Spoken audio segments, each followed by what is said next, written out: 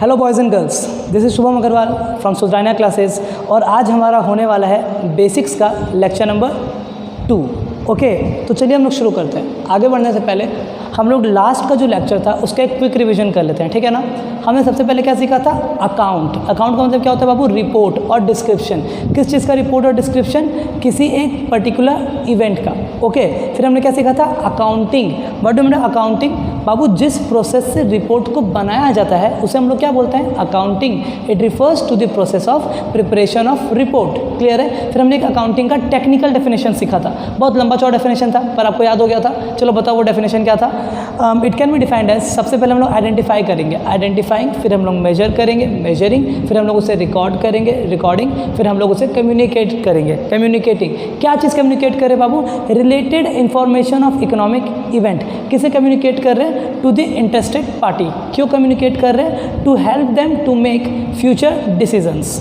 आई hope आपका पुराना class revise हो गया होगा। तो चलिए आज हम लोग शुरू करते हैं। आज हम लोग क्या सीखने वाले हैं ना? आज हम लोग सीखने वाले हैं बेसिक अकाउंटिंग टर्म्स। ठीक है, ये बेसिक अकाउंटिंग टर्म्स सीखने से पहले ना मैं आपको एक कहानी सुनाऊंगा और वही उसी कहानी से हम लोग इस टर्म्स को रिलेट करेंगे और सीखते जाएंगे। ओके, तो चलो मान लेते हैं कि आप में से किसी ने पढ़ लिख के एक रेस्टोरेंट खोल लिया। क्या खोल लिया बाबू? रेस्टोरेंट। ओके, कोई दिक्कत वाली बात नहीं। अच्छा जी सुनो ना, रेस्टोरेंट खोलने के लिए पैसा चाहिए कि नहीं चाहिए? ऑफकोर्स सब बात है, अगर हमें रेस्टोरेंट खोलना है तो रेस्टोरेंट खोलने के लिए हमें पैसा लगाना होगा, जिसे हम लोग डे टू डे भाषा में बोलते हैं पूंजी लगाना होगा। तो मान लो हम लोग एक बहुत अच्छा रेस्टोरेंट खोल रहे हैं और रेस्टोरेंट खोलने के लिए हमें कितने रुपये लग रहे हैं बताओ? 80 lakhs। कितने लग रहे हैं? 80 lakhs। ये हम लोग हैं, मतलब ये आप लोग हैं। मान लो ये बच्चा है, इसका नाम है मिस्टर ए। ये मिस्टर ए क्या किया? 11 कंप्लीट किया, 12 कंप्लीट किया, फिर इसने ऑक्सफोर्ड यूनिवर्सिटी से पढ़ाई की, फिर वो इंडिया में आया, फिर इसने सोचा चलो हम लोग क्या करते हैं, चलो हम लोग एक रेस्टोरेंट खोलते हैं। ठीक है ना। तो मिस्टर ए हमारा बाहर से पढ़ के आ रहा है, उसने क्या ओपन किया? रेस्टोरेंट ओपन किया। कोई दिक्कत वाली बात नहीं। अच्छा ठीक है, सुनना, रेस्टोरेंट ओपन करने के लिए हमें पैसा चाहिए, तो उसने क्या किया? रेस्टोरेंट में पैसा लगा दिया। कितना रुपया लगा दिया बताओ? 80 lakhs रुपये लगा दिया। कोई दिक्कत नहीं। और अगर हम लोग इसे हिंदी में बोले, डे टू डे भाषा में बोले, तो बताओ मिस्टर ए ने जो 80 लाख लगाया वो क्या कहलाएगा? वो कहलाएगा पूंजी। मिस्टर ए ने क्या लगाया बिजनेस में? पूंजी लगाया। कितना रुपये पूंजी लगा दिया? 80 लाख। इसी पूंजी को हम लोग इंग्लिश में क्या बोलते हैं? बोलो ना। इसी पूंजी को हम लोग इंग्लिश में बोलते हैं कैपिटल। इसी पूंजी को हम लोग इंग्लिश में क्या बोलते हैं? कैपिटल। आपको आ रहा है समझ में? ठीक है, चलो ध्यान दे दो। कैपिटल को हम लोग डिफाइन कर सकते हैं क्या? बताओ तो मेरे को। What do mean by capital? Capital क्या होता है बाबू? हम लोग ऐसा बोल सकते हैं ये वो अमाउंट है, ये वो अमाउंट है जो कि मिस्टर ए लगा रहा है। जो कि मिस्टर ए क्या कर रहा है? लगा रहा है। किस में लगा रहा है? बिजनेस में लगा रहा है। रेस्टोरेंट्स का बिजनेस है, रेस्टोरेंट्स का क्या है? बिजनेस। तो कैपिटल क्या है बाबू? ये वो अमाउंट है जो मिस्टर ए इन्वेस्ट कर रहा है। किस में इन्वेस्ट कर रहा है? बिजनेस में इन्वेस्ट कर रहा है। तो इसको इंग्लिश में बोलो तो capital can be defined as क्या? Amount invested. क्या बोलेंगे इसको? Amount invested by the businessman into the business. कौन लगा रहा है? किस में लगा रहा है? बिजनेसमैन लगा रहा है, बिजनेस में लगा रहा है। तो जो अमाउंट लगाएगा उसे हम लोग क्या बोलेंगे? कैपिटल बोलेंगे। तो चलो बताओ, हमारा सबसे पहला टर्म क्या? Capital. What do mean by capital? It refers to the amount, it refers to the क्या? Amount invested. कौन इन्वेस्ट किया? बोलो ना। Invested by the businessman into the, कहाँ इन्वेस्ट किया? बिजनेस। तो अगर कोई आपसे पूछे बताओ हम लोग पूंजी, मतलब जैसे हम लोग बोलते हैं कैपिटल, उसे डिफाइन करने बोले आपको, तो बताओ कैसे डिफाइन करोगे? What do mean by capital? Capital क्या होता है? It refers to the amount invested by the businessman into the business. फटाफट से आप लोग क्या करो, कैपिटल का जो डेफिनेशन है उसे नोट्स कॉपी में नोट डाउन कर लो।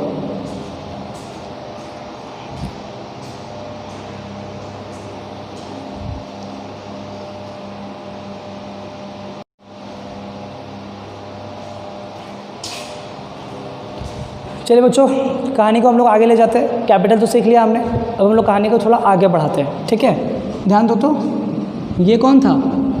मिस्टर ए, है ना। मिस्टर ए ने क्या किया? एक रेस्टोरेंट खोल लिया। कोई दिक्कत नहीं।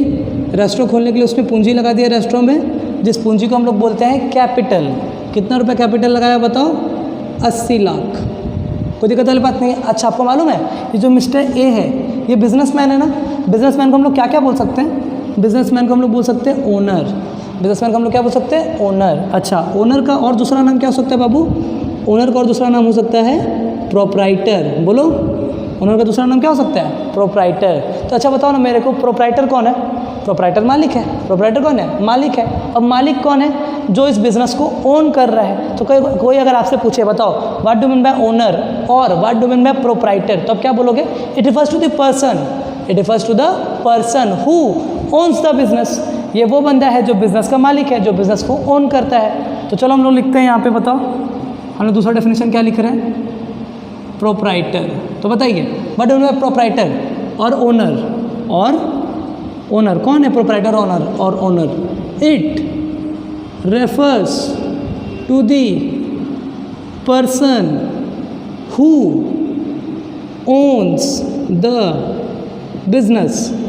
ये वो बंदा है जो बिजनेस को क्या कर रहा है? ओन कर रहा है। फटाफट से नोट डाउन कर लो।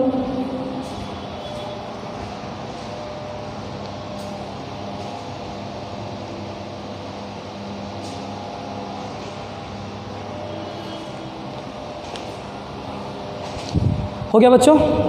आगे ध्यान देते हैं, इसे मैं रब कर रहा हूँ, ठीक है। चलिए देखिए, तो प्रोप्राइटर के बाद ये तो प्रोप्राइटर है। अच्छा, इसे हम लोग क्या कहते हैं बताओ ना? इस रेस्ट्रो को हम लोग टेक्निकल टर्म में क्या कहते हैं? इस रेस्ट्रो को हम लोग टेक्निकल टर्म में कहते हैं बिजनेस एंटिटी। बोलो क्या बोलते हैं हम लोग इसे? Business entity. बिजनेस एंटिटी क्या होता है बाबू? जिसका अपना एक अस्तित्व है, जिसका अपना एक पहचान है। जैसे कि अगर मैं आपको आज डोमिनोज बोलूँ, मैं अगर आपको क्या बोलूँ आज?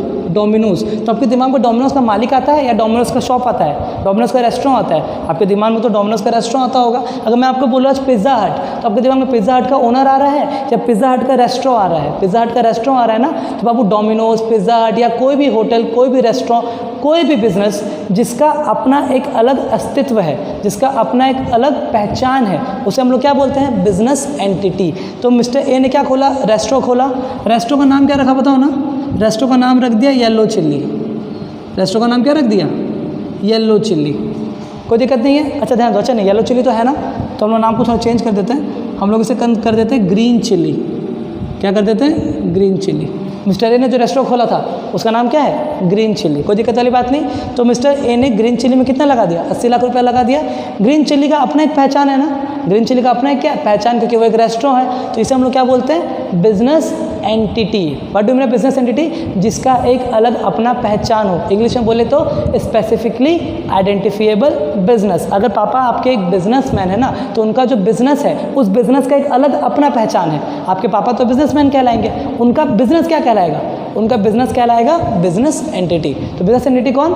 जिसका अपना एक पहचान हो, और अगर इंग्लिश में बोले तो स्पेसिफिकली आइडेंटिफिएबल बिजनेस। तो चलो हम लोग यहाँ पे नोट डाउन करते हैं, ठीक है।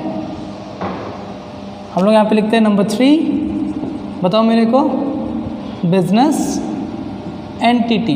तो what do mean business entity बाबू? इट रेफर्स टू, इट क्या refers to specifically identifiable business. समझने के लिए हिंदी में आप लोग नोट डाउन कर सकते हो, जिसका अपना एक अलग पहचान हो, उसे हम लोग क्या बोलेंगे? बिजनेस एंटिटी बोलेंगे। कोई दिक्कत वाली बात नहीं, फटाफट से इसे नोट डाउन कीजिए।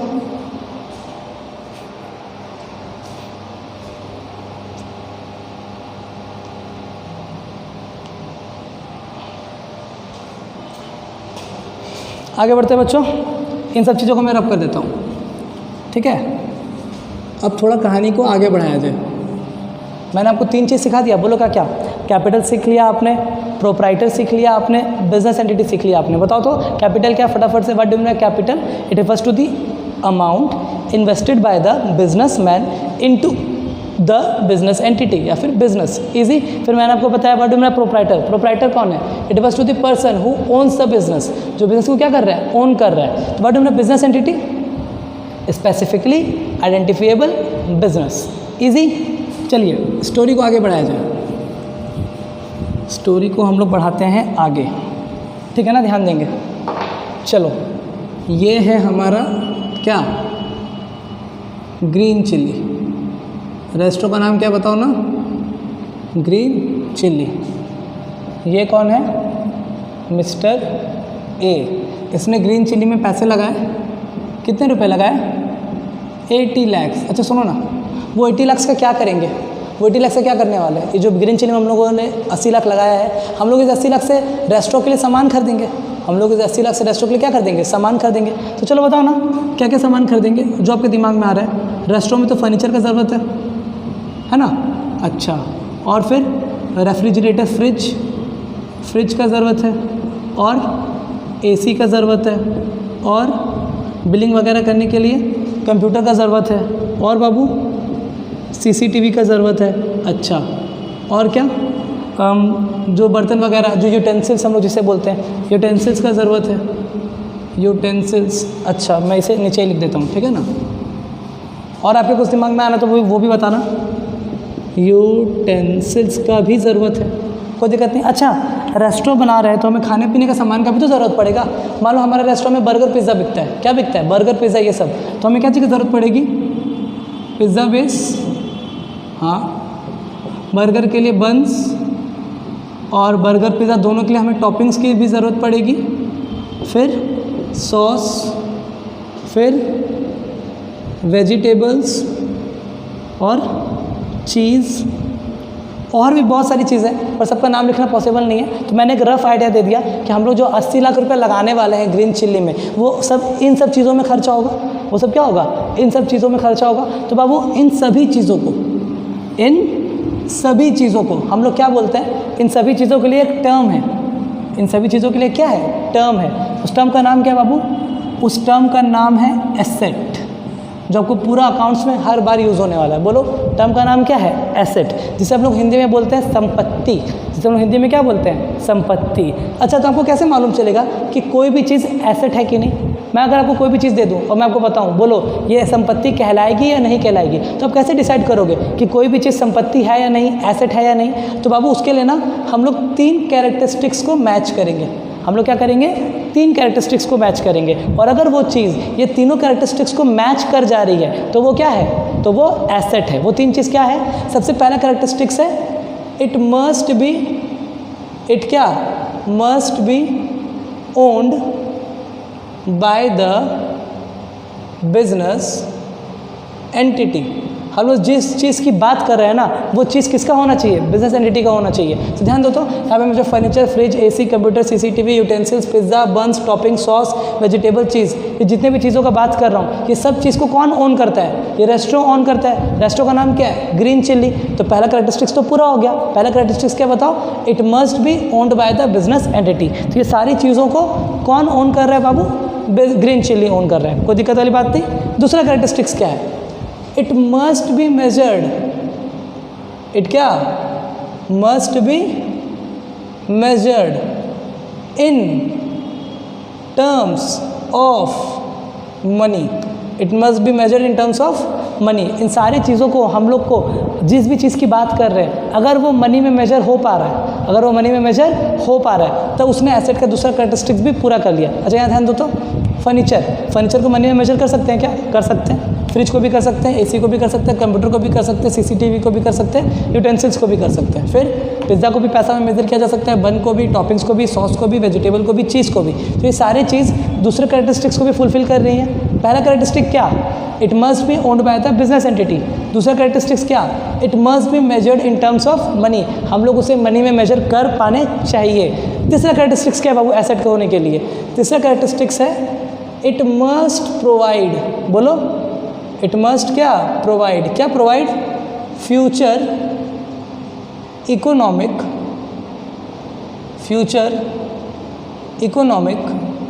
बेनिफिट। इट मस्ट प्रोवाइड क्या? Future economic benefit. ये फ्यूचर इकोनॉमिक बेनिफिट क्या है? हम लोग जिस भी चीज़ की बात कर रहे हैं, उस चीज़ से हमें फ्यूचर में पैसे का फ़ायदा होना चाहिए। उस चीज़ में हमें फ्यूचर से क्या?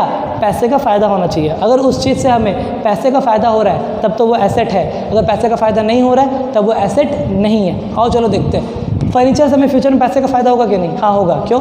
लोग आके अगर टेबल चेयर में बैठेंगे तो भी फ़ायदा होगा, और अगर कुछ नहीं भी हुआ तो अगर हम लोग फर्नीचर को बेच देंगे तो भी पैसे का फ़ायदा होगा। इसमें से जितने भी चीज़ें हैं हम लोग सबको फ्यूचर में बेच सकते हैं ना। अगर होटल नहीं चला तो हाँ बेच सकते हैं। अगर जैसे मान लो AC है, कस्टमर आ रहा है, एसी का हवा ले रहा है, तभी तो वो पैसा देके जा रहा है ना। तो एसी भी क्या कर रहा है, फ्यूचर इकोनॉमिक बेनिफिट प्रोवाइड कर रहा है। तो कहने का मतलब है मैंने यहाँ पे जितनी भी चीज़ें लिखी हैं ये सारी चीज़ें इन तीनों कैरेक्टरिस्टिक्स को फुलफिल कर रही हैं। तीनों कैरेक्टरिस्टिक्स क्या क्या, सबसे पहला it must be owned by the business entity. इन सारी चीज़ों को कौन ओन कर रहा है बाबू, ग्रीन चिली ओन कर रहा है। दूसरा it must be measured in terms of money, हम लोग इन सारी चीज़ों को मनी में मेजर कर पा रहे हैं। तीसरा it must provide future economic benefit, इन सभी चीज़ों को अगर हम लोग फ्यूचर में कंपेयर करें तो इन सभी चीज़ों से हमें फ्यूचर में पैसे का फ़ायदा होने वाला है। तो अगर कभी आपको डिसाइड करना है ना कि कोई भी चीज़ एसेट है या नहीं, संपत्ति है या नहीं, तो आप लोग बस 3 कैरेक्टरिस्टिक्स को मैच करोगे। कितने कैरेक्टरिस्टिक्स को मैच करोगे, 3 कैरेक्टरिस्टिक्स को। और अगर वो तीनों कैरेक्टरिस्टिक्स आपने फुलफिल कर लिए मतलब वो एसेट है। तो अच्छा मैं बात करूँ ये मार्कर की, ये मार्कर मेरे लिए एसेट है कि नहीं बताओ ना। सबसे पहला it must be owned by the business entity, हाँ इस मार्कर को मेरा बिजनेस एंटिटी मेरा सुधरानिया क्लासेस ओन करता है। दूसरा it must be measured in terms of money, इस मार्कर को हम लोग मनी में मेजर कर सकते हैं। It must provide future economic benefit, कल को अगर हम लोग इससे बेचेंगे तो फ्यूचर इकोनॉमिक बेनिफिट मिलेगा कि नहीं मिलेगा। बेचना छोड़ो, मैं इससे पढ़ा रहा हूँ तभी तो मैं आप लोगों से फीस ले रहा हूँ ना। तो इस मार्कर से मुझे फ्यूचर इकोनॉमिक बेनिफिट मिल रहा है या नहीं मिल रहा है, मिल रहा है ना। तो कहने का मतलब ये मार्कर तीनों कैरेक्टरिस्टिक्स फुलफिल कर रहा है, मतलब मार्कर मेरे लिए क्या है, मार्कर मेरे लिए एसेट है। और अगर हिंदी में बोले तो मार्कर मेरे लिए संपत्ति है। अच्छा जो ये जो टी शर्ट मैंने पहना हुआ है ये मेरे लिए एसेट है या नहीं। पहला it must be own by the business entity, हाँ मैं ऐसे ओन कर रहा हूँ। It must be measure in terms of money, मैं इसे मनी में मेजर कर सकता हूँ। It must provide future economic benefit, मुझे इससे फ्यूचर में पैसा का फ़ायदा होगा। अगर मैं इसे रद्दी के भाव में बेचूंगा तो पैसा तो मिलना ही है, फ़ायदा तो होगा ही होगा। तो ये टी शर्ट भी मेरे लिए क्या है, एसेट है। आई होप आपको एसेट समझ में आ गया होगा। तो अगर हम लोग डेफिनेशन की बात करें, अगर हम लोग किसकी बात करें, डेफिनेशन की, तो इस तरीके से आपको नहीं लिखना है। मैं एक डेफिनेशन लिख देता हूँ यहाँ पे, उस डेफिनेशन को आप लोग कॉपी करोगे, ठीक है ना। तो चलो बताओ, एग्जाम में क्वेश्चन आया what do mean by asset, what do mean by क्या, एसेट। एसेट क्या होता है, तो हम लोग क्या लिखेंगे बाबू, it refers to the resources, it refers to the resources which are owned by the business entity, जिसे कौन ओन कर रहा है बाबू, business entity, and which can be measured in terms of money and which provides and which क्या provides, क्या provides future economic benefit and which provides future economic benefit। ये है हमारा कंप्लीट एसेट का डेफिनेशन। फटाफट से इसे नोट डाउन कीजिए।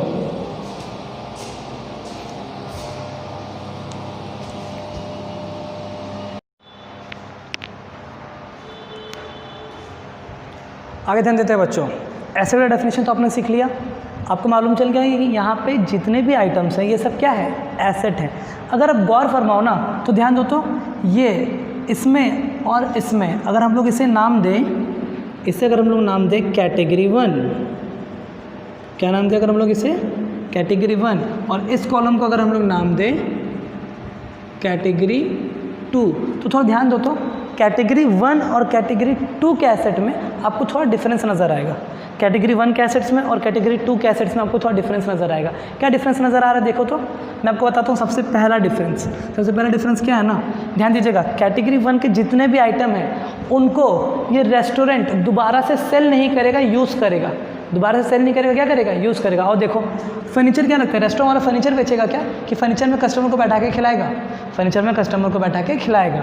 दूसरा फ्रिज वो यूज़ करेगा अपना रेस्टोरेंट, ये अपना रेस्टोरेंट में किचन में कोई आइटम वगैरह रखने के लिए। एसी भी यूज़ होने वाला है, कंप्यूटर भी यूज़ होने वाला है, सीसीटीवी भी यूज़ होगा, यूटेंसिल्स भी यूज़ होने वाला है, कोई दिक्कत नहीं। इसमें से कोई भी आइटम बिकने वाला आइटम नहीं है। ऐसा नहीं है ना कि सारा आइटम हम लोग रेस्टोरेंट में जाएंगे बोलेंगे भैया एक एसी दे दो, भैया एक कंप्यूटर दे दो, भैया एक सीसीटीवी दे दो, ये सब हमें रेस्टोरेंट में तो नहीं मिलेगा। अच्छा ठीक है, लेकिन ये सब जितने भी आइटम्स हैं अगर आप देखो तो ये सब रीसेल के लिए खरीदे गए हैं। क्यों, पिज़्ज़ा बेस बेचा जाएगा, बंस बेचा जाएगा, टॉपिंग्स भी बेचा जाएगा, सॉस भी बेचा जाएगा, वेजिटेबल भी बेचा जाएगा और चीज़ भी बेचा जाएगा। तो कहने का मतलब है कि जो कैटेगरी 1 के आइटम हैं they are not meant for resale, पर जो कैटेगरी 2 के आइटम हैं वो they are meant for resale. तो दोनों में एक डिफरेंस आपको मालूम चला, बोलो क्या? They are meant for resale. जो कैटेगरी 2 के जितने भी आइटम्स हैं ना वो सब किसके लिए बने हैं? रीसेल के लिए बने हैं। अच्छा अगर मैं दूसरा एग्जांपल लूँ ना, अच्छा एक चीज़ बताओ, मैं जैसे ही बोलता हूँ डोमिनोज़, मैं जैसे ही वर्ड इस्तेमाल करता हूँ क्या? डोमिनोज़, तो आपके दिमाग में क्या आता है? डोमिनोज़ का एसी, डोमिनोज़ का सोफ़ा, डोमिनोज़ का काउंटर, ये सब दिमाग में आता है? या आपके दिमाग में pizza, burger, choco lava cake, ice cream, ये सब समझ में दिमाग में आता है आपको? ये सब दिमाग में आते हैं ना। तो कहने का मतलब है, अच्छा अगर मैं आपसे बात करूँ कोई भी रेस्टोरेंट, होटल वगैरह की, खाने पीने की, तो आपको वहाँ के फेवरेट डिशेज़ आपको ध्यान में आएंगे, ना कि आपको वहाँ का एसी, फर्नीचर, टीवी, ये सब ध्यान में आएगा। तो वही तो थोड़ा ध्यान देना। कैटेगरी 1 के जितने भी आइटम है ना, अगर मैं ग्रीन चिली रेस्टोरेंट का नाम लूँ तो ये सब कुछ भी दिमाग में नहीं आएगा। दिमाग में क्या आएगा? वहाँ का खाना पीना दिमाग में आएगा, पिज़्ज़ा, बर्गर, टॉपिंग्स, चीज़, ये सब दिमाग में आएगा। तो कहने का मतलब है कैटेगरी 2 के प्रोडक्ट से, कैटेगरी 2 के एसेट से कस्टमर डायरेक्टली रिलेट कर पाते हैं, पर कैटेगरी 1 के प्रोडक्ट से कस्टमर डायरेक्टली रिलेट नहीं कर पाते हैं। आई होप आपको एग्जांपल समझ में आया होगा। अगर मैं KFC बोलूँ तो आपको KFC का क्या याद आता है? चिकन ध्यान में आता है आपको KFC का क्या ध्यान में आता है? चिकन, ना कि KFC का टेबल, कुर्सी, कैश काउंटर, CCTV, ये सब ध्यान में तो नहीं आता है ना। तो कहने का मतलब है जो कैटेगरी 2 के जितने भी आइटम है ना, उनसे कस्टमर जो है, customer can directly relate to this product.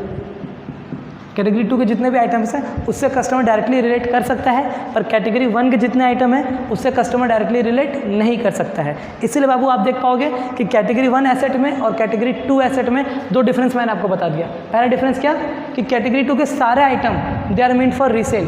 फिर दूसरा डिफरेंस क्या? Customer can directly relate to this product. अच्छा ध्यान दीजिएगा, इसीलिए जो कैटेगरी 2 के जो आइटम्स हैं ना वो एसेट्स होने के साथ साथ क्या कहलाते हैं? गुड्स कहलाते हैं। क्या कहलाते हैं? गुड्स कहलाते हैं। तो अगर मैं शॉर्ट में सम अप करूँ ना तो मैं आपको बताना चाहूँगा किसी भी चीज़ को एसेट होने के लिए 3 कैरेक्टरिस्टिक्स को पूरा करना पड़ेगा। किसी भी चीज़ को एसेट्स होने के लिए क्या करना पड़ेगा? 3 कैरेक्टरिस्टिक्स को पूरा करना पड़ेगा। वो तीनों कैरेक्टरिस्टिक्स क्या क्या है बताओ मेरे को? Owned by the business entity, measure in terms of money and provides future economic benefit. अच्छा, और गुड्स होने के लिए 5 कैरेक्टरिस्टिक्स को पूरा करना पड़ेगा। कितना कैरेक्टरिस्टिक्स को पूरा करने पड़ेगा? 5। ये 5 कैरेक्टरिस्टिक्स क्या क्या है? 3 तो एसेट्स वाले और 2 एक्स्ट्रा। 2 एक्स्ट्रा क्या? They are meant for resale and customer can directly relate to this product. ठीक है ना? अच्छा ध्यान दो, मैं इन सब चीज़ों को रब कर रहा हूँ। अगर मैं ऐसे समअप करूँ ना तो अगर मैं आपसे बताओ गुड्स क्या है, तो बाबू गुड्स वो है जो इन 5 कैरेक्टरिस्टिक्स को पूरा कर रहा है। कितने कैरेक्टरिस्टिक्स को पूरा कर रहा है? 5। क्या क्या बताओ मेरे को? सबसे पहला owned by the business entity. दूसरा बताओ मेरे को measured in terms of money. तीसरा प्रोवाइड्स फ्यूचर इकोनॉमिक बेनिफिट। चौथा they are meant for resale and 5वां customer can directly relate to this product. तो अगर मैं बात करूँ सिर्फ एसेट की तो आप इन 3 कैरेक्टरिस्टिक्स को वॉच करोगे। अगर मैं बात करूँ गुड्स की तो इन 5 कैरेक्टरिस्टिक्स को वॉच करोगे और आपको फिर पता चल जाएगा कि वो एसेट है या वो गुड्स है। अच्छा चलो मैं आपको बताता हूँ, थोड़ा और आपका डाउट क्लियर होगा। ठीक है, ये है क्या? ये है हमारा रिलायंस डिजिटल का शोरूम। ये हमारा क्या है? रिलायंस डिजिटल का शोरूम। अगर आप लोग ने कभी भी रिलायंस डिजिटल का शोरूम में विजिट किया होगा तो आपको मालूम होगा वहाँ पे मोबाइल, टीवी, फ्रिज ये सब मिलता है। तो सुनिएगा, इस शोरूम में ना अगल बगल में क्या लगा हुआ है? सोफ़ा लगा हुआ है। चारों तरफ क्या लगा हुआ है? सोफ़ा लगा हुआ है। सबसे पहला क्वेश्चन, ये जो सोफ़ा लगा हुआ है ना चारों तरफ, और ये जो फर्नीचर लगा हुआ है चारों तरफ, क्या वो फर्नीचर बेचने के लिए है? बताओ मेरे को, क्या वो फर्नीचर बेचने के लिए है? नहीं। ये जो सोफ़ा लगा हुआ है रिलायंस डिजिटल में वो सोफ़ा बेचने के लिए नहीं है। दूसरा, अगर हम लोग रिलायंस डिजिटल बोलते हैं ना तो हमारे दिमाग में mobile, computer, laptop, TV, fridge, washing machine ये सब दिमाग में आता है, ना कि सोफ़ा दिमाग में आता है। तो कहने का मतलब है सोफ़ा रीसेल के लिए भी नहीं है और कस्टमर इससे डायरेक्टली रिलेट भी नहीं कर सकता है। तो सोफ़ा क्या है बाबू? सोफ़ा सिर्फ और सिर्फ एसेट है। सोफा सिर्फ और सिर्फ क्या है, एसेट। कैसे? क्योंकि वो तीनों कैरेक्टरिस्टिक्स को पूरा कर रहा है। तीनों बोलो क्या क्या? पहला, owned by the business entity. Sofa को कौन ओन कर रहा है? Reliance Digital. Measure in terms of money, sofa को मेजर कर सकते हैं। Provide future economic benefit, sofa से हमें क्या मिलेगा? फ्यूचर में एक पैसा का फायदा होगा। अगर हम कल को अगर सोफा को सेकंड हैंड में बेच दें या फिर कस्टमर आके बैठ रहा है तो हमें पैसा तो दे ही रहा है ना, तो हमें सोफा से क्या हो रहा है? फ्यूचर इकोनॉमिक बेनिफिट हो रहा है, इसलिए सोफा एसेट है। सोफा गुड्स क्यों नहीं है? पहला, they are not meant for resale, sofa बेचने के लिए नहीं है। दूसरा, सोफा से डायरेक्टली रिलेशन नहीं है कस्टमर का। आई होप आपको समझ में आया होगा। अगर मैं दूसरा एग्जांपल लूँ, अगर मैं रिलायंस डिजिटल का ही दूसरा एग्जांपल लूँ और मैं एग्जांपल में लिख दूँ लैपटॉप, मैं एग्जांपल में लिख दूँ क्या? लैपटॉप। देखो तो कितना कैरेक्टरिस्टिक्स पूरा हो रहा है। सबसे पहला, own by the business entity, measure in terms of money, पैसा में मेजर कर सकते हैं, फ्यूचर इकोनॉमिक बेनिफिट भी मिलेगा। ये रीसेल के लिए ही रखा हुआ है इन लोगों ने। और फिर अगर हम लोग रिलायंस डिजिटल बोलते हैं तो हमारे दिमाग में लैपटॉप का पिक्चर बन जाता है। तो कहने का मतलब है लैपटॉप पांचों कैरेक्टरिस्टिक्स को पूरा कर रहा है ना। तो लैपटॉप बाबू एसेट तो है, एसेट के साथ साथ क्या है? वो गुड्स है। आई होप आपको अभी तक समझ में आ रहा होगा। बताओ, एसेट्स में क्या? वो सिर्फ 3 कैरेक्टरिस्टिक्स पूरा करेगा, और गुड्स क्या? जो पांचों कैरेक्टरिस्टिक्स पूरा कर ले। पांचों में ये 2 एक्स्ट्रा है, कोई दिक्कत नहीं। अच्छा, अगर मैं बात करूँ किसकी, अगर मैं यहाँ पे बात करूँ गोदरेज की, किसकी बात कर रहा हूँ मैं? गोदरेज की। तो गोदरेज का तो फर्नीचर आता है ना, तो समझिएगा इधर। तो गोदरेज कंपनी के लिए फर्नीचर क्या है? फर्नीचर गोदरेज कंपनी के लिए गुड्स है। क्यों? Owned by the business entity, measure in terms of money, provide future economic benefit, they are meant for resale. वो लोग फर्नीचर को दोबारा बेचने के लिए रखे हैं। फिर अगर हम लोग गोदरेज बोलते हैं तो दिमाग में फर्नीचर आता है, तो फर्नीचर गोदरेज कंपनी के लिए क्या हो जाएगा? फर्नीचर गोदरेज कंपनी के लिए हो जाएगा गुड्स। और भाई अगर गोदरेज कंपनी का शोरूम में एसी लगा हुआ है तो वो एसी बेचने के लिए तो नहीं है, वो यूज़ करने के लिए है। तो कहने का मतलब है जो यूज़ करने के लिए वो क्या कहलाएगा? एसेट। आपको अगर बेसिकली मैं बोलूँ ना तो आपको इतना ध्यान में रखना है कि वो बेचने के लिए है या नहीं। अगर वो बेचने के लिए है तब तो वो गुड्स है, और अगर वो बेचने के लिए नहीं है तब वो सिर्फ और सिर्फ एसेट्स है। कॉपी में हेडिंग दो बाबू, कैरेक्टरिस्टिक्स ऑफ गुड्स, और इन पांचों कैरेक्टरिस्टिक्स को नोट डाउन कर लो।